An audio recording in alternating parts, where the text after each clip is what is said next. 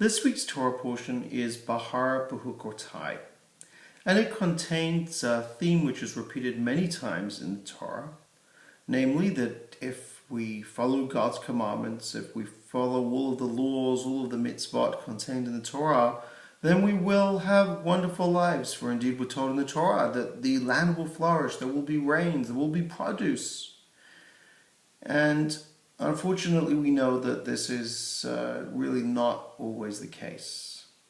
As epitomized by Rabbi Harold Kushner in his book, When Bad Things Happen to Good People, we know of so many instances when terrible things happen to seemingly wonderful people.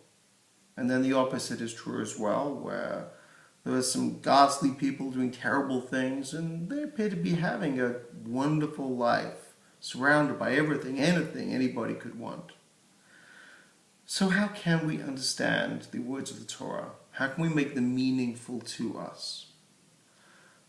I think one interpretation is that if we strive to lead a moral and ethical lifestyle as prescribed in the Torah, as prescribed throughout Jewish history, throughout our tradition,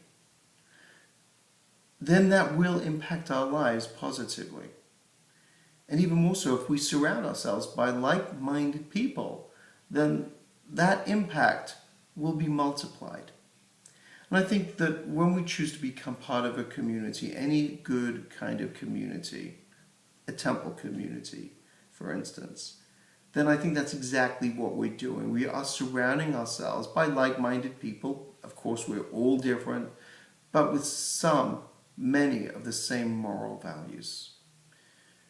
May we continue to do this. May we continue to be a positive impact on each other, to lead those kinds of lives. Ken Yehi Ratzon, may it be our will, may it be God's will. And please, wherever you're listening to this, answer with a resounding Amen.